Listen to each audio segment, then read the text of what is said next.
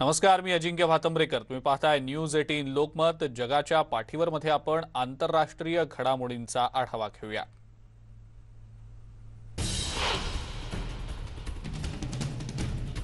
ब्राझीलचे राष्ट्राध्यक्ष Jair Bolsonaro यांनी त्यांच्या 10 महिन्यांच्या कारकिर्दीत ब्राझीलचे माजी आरोग्य मंत्री यांना कुठलाही थेट आदेश दिलेला नसल्याचं आरोग्य मंत्र्यांनी सिनेटला सांगितलंय। माजी राष्ट्राध्यक्ष बोल्सोनारो यांच्यावर ब्राझीलमधली कोविड स्थिती हाताळण्यात अपयश आल्याचा गंभीर आरोप होतोय। एडुआर्डो पाझुएलो यांची संसदेतली ही सफाई ही माजी राष्ट्राध्यक्षांना वाचवण्याचा प्रयत्न आहे असं मानलं जात आहे। मार्च 2020 ते मार्च 2021 या काळात एडुआर्डो हे आरोग्य मंत्री होते आणि याच कालावधीत ब्राझीलमध्ये सर्वाधिक संक्रमण आणि कोरोना मृत्यू देखील झालेले होते।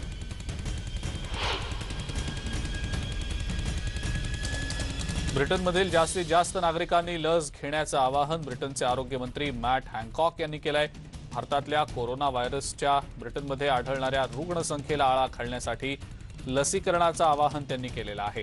21 जूनपासून लॉकडाऊनच्या निर्बंधांमध्ये आणखी शिथिलता आणण्याचा सरकार विचार करतंय। मात्र या व्हायरस स्ट्रेनमुळे जर रुग्णसंख्या वाढली तर त्यात अडथळाही येऊ शकतो। ज्या भागांमध्ये रुग्णसंख्या जास्त आहे तिथे हॉस्पिटलमध्ये दाखल झालेल्या बहुतेकांनी लस घेतल्याचंही हँकॉक यांनी स्पष्ट केलंय। या व्हायरसवर लस घेणं हा प्रभावी उपाय आहे, त्यामुळे लस घेण्यासाठी सरकार प्रोत्साहन देते असंही ते म्हणाले। अर्जेंटिनामध्ये जवळपास 20% नागरिकांची किमान एक लस घेऊन झाल्यानंतरही इथं कोरोना संक्रमण आणि मृत्यूंचं प्रमाण वाढतंय। मंगळवारी एकाच दिवसात 745 रुग्णांचा मृत्यू झालाय, तर 35,543 नव्या रुग्णांची नोंद झालेली आहे। आतापर्यंतचा हा सर्वाधिक आकडा अर्जेंटिनामधला आहे। आतापर्यंत अर्जेंटिनामध्ये 71,000 कोरोना बळी गेलेत। आयसीयूमध्ये दाखल होणाऱ्यांच्या संख्येतही वाढ होतीये। ही परिस्थिती चिंताजनक आहे असं अर्जेंटिनाचे माजी आरोग्य मंत्री ॲडोल्फो रुबिन्स्टाईन यांनी म्हटलंय। अर्जेंटिनामध्ये सरकारनं नुकताच नाईट कर्फ्यू लागू केलाय, शाळाही बंद केल्या गेल्या आहेत, तसंच इतर गोष्टींवर सुद्धा मर्यादा आणल्या गेल्या आहेत। सध्या देशातील 72% आयसीयू बेड्सवर रुग्ण दाखल असल्याची माहिती मिळतेय। मालावीमध्ये तारीख उलटून गेलेल्या ॲस्ट्राझेनेकाच्या जवळपास 20,000 लसी जाळण्यात आल्या। या लसींचं काय करायचं याबद्दल मोठा संभ्रम निर्माण झाला होता। अगदी ॲस्पिरिन, एखादं अँटीबायोटिक किंवा कोविडची लस कशाचीही तारीख उलटून गेलेली असली तरी ते लगेचच नष्ट केलं जाते असं मालावीच्या प्रशासकीय अधिकाऱ्यांनी सांगितलेलं आहे। आम्ही परवानगी घेऊनच ही औषधं नष्ट करतोय, त्यामुळेच पोलीस देखील परिस्थितीवर लक्ष ठेवून आहेत असंही त्यांनी सांगितलं। मालावीला 26 मार्च रोजी 1 लाख लसीचे डोस मिळाले होते। 13 एप्रिलपर्यंतच या लसी देता येणार होत्या।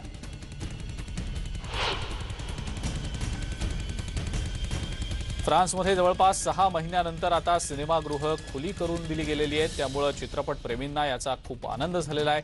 अगदी पहाटेपासूनच सिनेमाप्रेमींनी पॅरिसमध्ये थिएटर्स बाहेर गर्दी केली होती। गेट उघडण्याची वाट बघत या सगळ्या सिनेमाप्रेमींनी रांगा लावलेल्या होत्या। मायकल या सिनेमाप्रेमीनं तर आपला शो मिस होऊ नये यासाठी अलार्म देखील लावलेला होता। अगदी आठवड्यातून 2 वेळा सिनेमाला जाणारे अनेक जण आहेत। गेली 6 महिने त्यांना थिएटर्सपासून दूर राहावं लागलं होतं। पॅरिसमधली फिल्म इंडस्ट्री प्रचंड मोठी आहे आणि कोट्यावधी लोक फ्रेंच सिनेमाचे चाहते देखील आहेत। स्पेनमधल्या मॅड्रिडमध्ये इंटरनॅशनल टुरिझम ट्रेड फेअर सुरू झालाय। पर्यटन क्षेत्रातला हा सर्वात महत्त्वाचा मेळा मानला जातो। माद्रिदमध्ये हा आंतरराष्ट्रीय मेळा भरलाय। कोविड महामारीमुळे जगभरातल्या पर्यटन क्षेत्राला मोठा फटका बसलाय। सध्या परदेशात सुट्ट्यांचा हंगाम सुरू होतोय। अशा वेळेला पर्यटन क्षेत्राला उभारी देण्याची अत्यंत गरज आहे। मात्र काही देशांमध्ये पर्यटकांना कोविड निर्बंधांबाबत संभ्रमात टाकणारे आणि विरोधाभास असणारे आदेश दिले जात आहेत, त्यामुळे पर्यटकांमध्ये आणखीनच गोंधळ होतोय। त्यामुळे पर्यटकांच्या मनातली ही भीती काढून टाकून त्यांच्या मनामध्ये मोकळं वातावरण निर्माण करण्याची गरज असल्याचं मत या मेळ्यामध्ये सहभागी झालेल्या पर्यटकांनी व्यक्त केलंय। स्पेनसाठी ब्रिटिश पर्यटक हा अत्यंत महत्त्वाचा आर्थिक उत्पन्नाचा स्रोत आहे। ब्रिटननं निर्बंध सैल केल्यामुळे खूप मोठा दिलासा स्पेनला मिळालाय। अमेरिका आणि रशिया या 2 राष्ट्रांमधले संबंध ताणलेलेच असताना बुधवारी पहिल्यांदाच हे दोन्ही देश आईसलँडमध्ये एकमेकांसमोर आले। अमेरिकेचे परराष्ट्र मंत्री अँटनी ब्लिंकन आणि रशियाचे परराष्ट्र मंत्री सर्जेई लॅव्हरॉव्ह यांनी रेक्झाविक इथं आर्क्टिक काउन्सिलच्या बैठकीवेळी बोलताना दोन्ही देशातल्या मतभेदांवर मनमोकळेपणानं परंतु शांतपणे भाष्य केलं। पुढील महिन्यात शिखर परिषदेत राष्ट्रप्रमुखांचीही भेट होऊ शकते। अमेरिकन परराष्ट्र मंत्री अँटनी ब्लिंकन यांनी रशियन परराष्ट्र मंत्री सर्जेई लॅव्हरोव्ह यांची बुधवारी भेट घेतली। दोन्ही देशांमध्ये मतभेद आहेत, परंतु ते मुख्य विषयांवर एकत्रपणे काम करू शकतात हे त्यांनी कबूल केलंय। अलीकडच्या काही काळात दोन्ही राष्ट्रांमधले संबंध बिघडल्यानंतर पहिल्यांदाच दोन्ही देशांचे परराष्ट्र मंत्री समोरासमोर आलेले होते। दोन्ही राष्ट्रांमध्ये असलेल्या मतभेदांवर अतिशय शांतपणे चर्चा झाली। गाझामधील इस्रायल आणि हमासच्या दहशतवाद्यांमधला संघर्ष अजूनही दुसऱ्या आठवड्यात सुरूच आहे। पॅलेस्टाईन लोकांना पाठिंबा दर्शवण्यासाठी बुधवारी ट्युनिशियाच्या राजधानीत शेकडो आंदोलक एकत्र जमले होते। ट्युनिसच्या मोहम्मद बी ॲव्हेन्यूच्या या मोर्चामध्ये मोठ्या संख्येनं नागरिक सहभागी झाले होते। त्यावेळेला आंदोलकांनी ट्युनिशियाच्या संसदेला इस्रायल विरोधात गुन्हेगारीकरण कायदा मंजूर करावा यासाठी आग्रह धरला होता। आंदोलक त्यासाठी घोषणाही देत होते। इस्रायल आणि पॅलेस्टाईनच्या संघर्षामध्ये आतापर्यंत किमान 227 जण ठार झाले, त्यामध्ये 64 मुलं आणि 38 महिलांचा समावेश आहे असा दावा पॅलेस्टाईनकडून करण्यात येतोय। या हल्ल्यामध्ये सुमारे 1620 जण जखमी झालेत असा दावा गाझाच्या आरोग्य मंत्रालयानं केलेला आहे। इस्रायलच्या हल्ल्यात हमासचे किमान 20 जण ठार झाल्याचंही पॅलेस्टाईनतर्फे सांगितलं गेलंय। हा आकडा 120हून जास्त असल्याचा मात्र इस्रायलचा दावा आहे, तर सुमारे 58,000 लोकांनी हल्ल्यामुळे स्थलांतरही केलेलं आहे। इस्रायल आणि हमास दहशतवाद्यांमध्ये सुरू असलेल्या संघर्षादरम्यान पॅलेस्टाईनच्या समर्थनार्थ जॉर्डनच्या अश्वचालकांनी बुधवारी राजधानी अम्मान इथं निषेध आंदोलन केलं। अम्मान विमानतळापासून राजधानीकडे जाणाऱ्या मुख्य महामार्गावर 100हून अधिक आंदोलक घोड्यावर बसून या आंदोलनात सहभागी झाले होते। पॅलेस्टाईन आणि जॉर्डनियन झेंडे हातात घेऊन हे सगळे आंदोलन करत होते। जॉर्डनच्या सगळ्या हॉर्स क्लब्सनं इस्रायलच्या हवाई हल्ल्यांचा निषेध केलाय। आम्ही आमच्या अंतःकरणापासून पॅलेस्टाईन सोबत आहोत अशी प्रतिक्रिया आंदोलनकर्त्यांनी दिलेली आहे।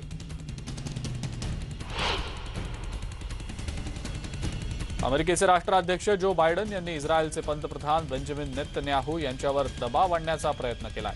हमाससोबत सुरू असलेला संघर्ष इस्रायलनं संपवावा असं आवाहन बायडन यांनी नेतन्याहू यांना केलंय। गाझा पट्टीमध्ये सुरू असलेला हिंसाचार थांबवून संघर्ष लवकरच संपवा असं आवाहन सुद्धा त्यांनी केलेलं आहे। बायडन आणि नेतन्याहू यांच्यामध्ये फोनवरून सविस्तर चर्चा झाल्याची माहिती व्हाईट हाऊसच्या वतीनं देण्यात आलेली आहे।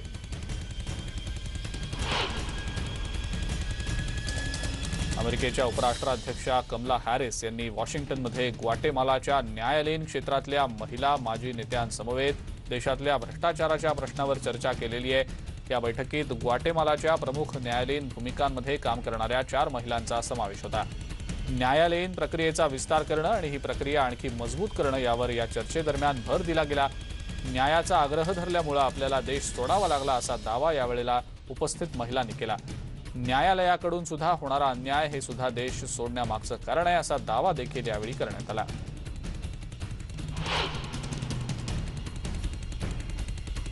बुधवारी मोरक्कोमधल्या स्पॅनिश एन्क्लेव्हच्या सीमेजवळ सुरक्षा दलानं स्थलांतर करणाऱ्यांना पळवून लावण्याचा प्रयत्न केल्यामुळे संघर्ष सुरू झालाय। सीमेवर प्रवेश रोखण्यासाठी पोलीस आणि सैन्य तैनात केलं गेलेलं आहे। चौकात मोठ्या प्रमाणात तरुण एकत्र आलेले होते। त्यांना सुरक्षा दलांनी तिथून निघून जाण्यासाठी सांगितलं आणि तेव्हाच तरुण आणि सुरक्षा दलांमधला संघर्ष सुरू झाला। त्यातील काही जणांनी सैन्याच्या जवानांवर वस्तू फेकल्या आणि रस्त्याच्या मध्यभागी एका तात्पुरत्या अडथळ्याला आगही लावली।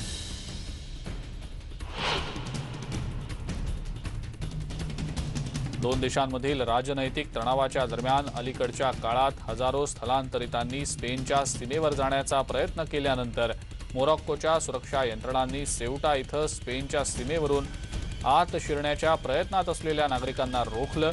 सीमेच्या दिशेने जाणाऱ्या रस्त्यावर किनारपट्टी भागात पोलीस आणि लष्कराचे जवान तैनात केले गेले होते।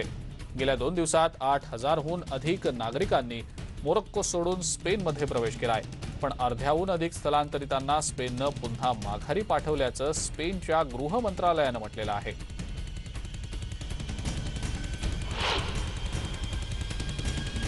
स्पेनचे पंतप्रधान पेद्रो सांचेज यांनी मंगळवारी हेलिकॉप्टरमधून सेव्टा शहरात दाखल ते झाले होते। तिथल्या जनतेच्या स्थलांतराच्या संकटाच्या स्थितीत या सगळ्या घडामोडी घडत होत्या। मोरोक्कोच्या सीमेवर सध्या स्थलांतरितांची प्रचंड मोठी संख्या आहे आणि या पार्श्वभूमीवर त्यांनी स्पेनच्या गृहमंत्र्यांसोबत सीमा भागाची हवाई पाहणी केली आहे। माद्रिदमध्ये स्पॅनिश सरकारनं स्थलांतरणाचं संकट रोखण्यासाठी विशेष समितीची तातडीची बैठक सुद्धा घेतली होती। सीमेवर सध्या सैन्य तैनात करून स्थलांतरितांना माघारी पाठवलं जात आहे।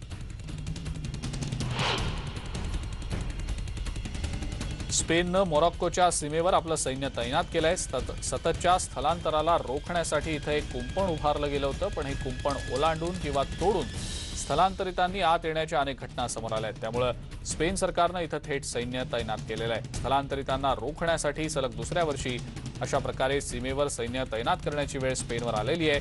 काही तासांचा प्रवास करत आलेल्या नागरिकांना विविध प्रकारची मदत करण्याचं काम रेडक्रॉसचे स्वयंसेवक करतायत। पाण्यातून प्रवास करून कशाबशा पोहोचलेल्या एका महिलेला तातडीनं रुग्णालयात दाखल करण्यात आलं होतं। या स्थलांतरितांच्या मुद्द्यावर तोडगा काढण्यासाठी मोरोक्को आणि माद्रिदमधल्या राजनैतिक अधिकाऱ्यांच्या दरम्यान चर्चाही होणार आहे।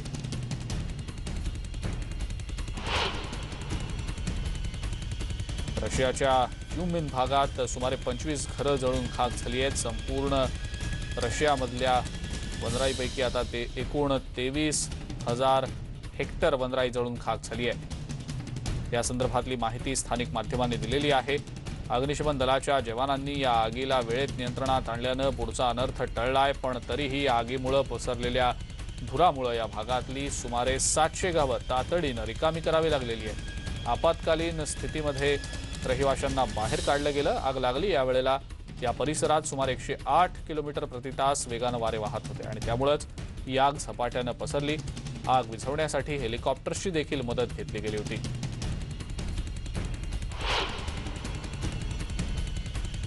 मंगळवारी मॉस्कोमध्ये पारा चांगलाच वाढल्याचं लक्षात आलं। या वर्षातील आतापर्यंतचं सगळ्यात उच्चांकी तापमान नोंदवलं गेलं आणि याच वाढत्या तापमानाचा फटका जंगलांमध्ये सुद्धा बसताना दिसतोय। जंगलामध्ये अनेक भागांमध्ये आग लागल्याच्या घटना समोर येत आहेत। रशियन कंपनी गिस्मेटेओच्या आघाडीच्या हवामान शास्त्रज्ञांनी असोसिएटेड प्रेसला माहिती देताना सांगितलंय की तापमानातली ही वाढ एकदमच अनपेक्षित नव्हती, पण नेहमीपेक्षा ती जास्त होती। सध्या रशियाच्या काही भागांमध्ये 30 अंशांहून जास्त तापमान आहे। साधारणपणे रशियाच्या अनेक भागांमध्ये इतकं तापमान कधीही नसतं, पण यावेळी मात्र उच्चांकी तापमानाची नोंद होतीये। दक्षिण लुइजियानाच्या सर्व भागांमध्ये सध्या मुसळधार पाऊस आणि पुरामुळे अनेक घरांची पडझड आणि घर कोसळण्याच्या घटना घडल्या आहेत। निसर्गाच्या प्रकोपाचा परिणाम दिसतोय। अनेक लोक घरात तर बाहेर असलेल्यांपैकी काही जण रस्त्यात आणि गाडीमध्ये अडकून पडल्याचं बघायला मिळालं। या सगळ्यांना सुखरूपपणे बाहेर काढण्याचं मोठं आव्हान मदत पथकाला पार पाडावं लागतंय। मदतीसाठी सुरक्षा आणि मदत पथकाला सुमारे 300हून जास्त फोन कॉल आले होते। नॅशनल वेदर सर्व्हिसनं दिलेल्या माहितीनुसार पूर्व बॅटन राउज आणि असेन्शन पॅरिशच्या भागामध्ये 13 इंच इतका पाऊस झालाय।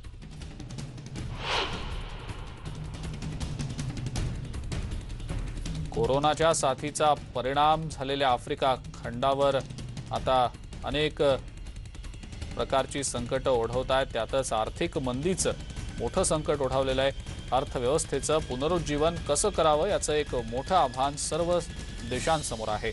आफ्रिकेतल्या 20हून अधिक राज्यप्रमुख आणि पॅरिसमध्ये आंतरराष्ट्रीय संघटनांच्या प्रमुखांची चर्चा झाली। फ्रान्सचे राष्ट्राध्यक्ष इमॅन्युएल मॅक्रॉन यांनी आयोजित केलेल्या या शिखर परिषदेत युरोप, सौदी अरेबिया आणि संयुक्त अरब अमिरातीमधले काही युरोपीय नेते आणि उच्चस्तरीय प्रतिनिधी देखील उपस्थित होते। इस्रायल आणि पॅलेस्टाईनमधल्या वाढत्या हिंसाचाराच्या पार्श्वभूमीवर अमेरिकेचे राष्ट्राध्यक्ष जो बायडन यांनी आपल्या पायाभूत सुविधांच्या योजनेवर प्रकाश टाकण्याचा प्रयत्न केला। मात्र मिशिगन काँग्रेसच्या महिलेनं थेट बायडन यांच्या प्रशासनाच्या दृष्टिकोनावरच टीका केली आहे। बायडन यांनी त्या महिलेला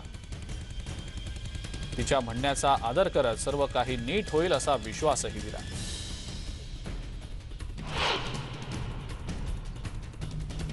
अमेरिकेच्या पूर्वेकडील देशांचे परराष्ट्र राज्यमंत्री जो हुड लिबियाच्या दौऱ्यावर आहेत। लिबियात डिसेंबरमध्ये सार्वत्रिक निवडणुका घेण्याच्या निर्णयाला संयुक्त राष्ट्रांनी पाठिंबा दिलाय। फेब्रुवारीमध्ये हा निर्णय झाल्यानंतर पहिल्यांदाच लिबियामध्ये अमेरिकेतील उच्चस्तरीय मंत्री भेट देत आहेत। लिबियातील निवडणुकीच्या या निर्णयाला अमेरिकेचा पूर्ण पाठिंबा असल्याचं हुड यांनी सांगितलंय। तसंच लिबियामध्ये विदेशी लष्करी हस्तक्षेप बंद करावा असं आवाहन सुद्धा त्यांनी केलंय। लिबियाचे पंतप्रधान आणि परराष्ट्र मंत्र्यांचीही त्यांनी भेट घेतली। निवडणुकीच्या पाठिंब्याबाबत अत्यंत सकारात्मक चर्चा झाल्याची माहिती सुद्धा त्यांनी दिलेली आहे। ब्रेकनंतर जगाच्या पाठीवर आपण इतरही काही महत्त्वाच्या आंतरराष्ट्रीय घडामोडींचा आढावा घेऊया। अमेरिकेच्या सर्वोच्च न्यायालयानं गर्भपाताच्या हक्काच्या मोठ्या रोलबॅकवर विचार करायला सहमती दर्शवली, जे जवळजवळ 50 वर्षांच्या निर्णयाला मागे टाकू शकतं। असोसिएटेड प्रेसचे सुप्रीम कोर्टाचे पत्रकार मार्क शर्मन यांनी या संदर्भात सांगितलंय की या प्रकरणात मिसिसिपी कायद्याचा समावेश आहे, ज्यामध्ये गर्भधारणेच्या 15व्या आठवड्यानंतर गर्भपात करण्यास मनाई केली जाईल। सोफी झँग गेली 3 वर्ष फेसबुक डेटा वैज्ञानिक म्हणून काम करत होती, मात्र तिला नोकरीतून बडतर्फ करण्यात आलं। तिला जेव्हा पहिला मेमो दिला होता त्यात अझरबैजान आणि हॉन्ड्युरस सारख्या देशातील सरकार जनतेवर परिणाम करण्यासाठी बनावट खाती वापरत असल्याचा पुरावा देण्यात आला। तिनं म्हटलं यामध्ये की फेसबुक तिच्या शोधांना गांभीर्यानं घेत नाही। झँग सोबत फेसबुकनं विवाद केला नाही, परंतु तिच्या शोधाचं महत्त्व मात्र कमी करण्याचा प्रयत्न केला आहे। अमेरिकेमध्ये आशियाई आणि पॅसिफिक वंशाच्या अमेरिकन नागरिकांविरोधात वाढत चाललेल्या द्वेषाच्या घटना आणि गुन्हेगारीच्या विरोधात काँग्रेस लवकरच कायदा आणणार आहे। कोरोना काळामध्ये स्थलांतरितांच्या विरोधात अत्यंत तीव्र भावना व्यक्त केल्या जात आहेत, त्यांच्यावर हल्लेही वाढत आहेत। स्पीकर नॅन्सी पेलोसी यांनी ही माहिती दिलेली आहे। आपण या विधेयकावर स्वाक्षरी करणार असल्याचं बायडन यांनी सांगितलंय। द्वेषाबाबतच्या या हिंसाचाराला आळा घालण्यासाठी स्थानिक कायदा आणि पोलिसांना याद्वारे अधिकार दिले जातील। तसंच अधिक निधीही पुरवण्याची शिफारस या विधेयकामध्ये आहे।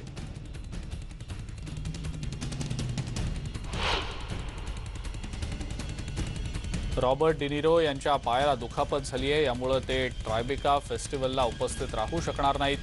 Killers of the flower moon या सिनेमाचं ओक्लाहोमामध्ये शूट सुरू असताना त्यांच्या पायाला इजा झाली। दुखापतीनंतर त्यांना न्यूयॉर्कला उपचारासाठी नेलं गेलं। पायाचे स्नायू दुखावल्यानं 9 जूनपासून सुरू होणाऱ्या ट्रायबेका फेस्टिवलसाठी ते आता उपस्थित राहणार नाहीयेत।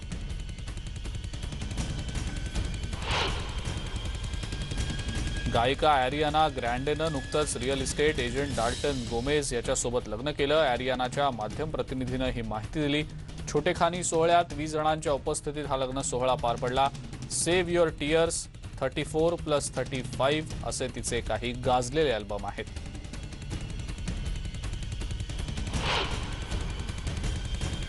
आणि या सगळ्या महत्त्वाच्या आंतरराष्ट्रीय घडामोडींसोबतच जगाच्या पाठीवर आपण आता इथंच थांबूया।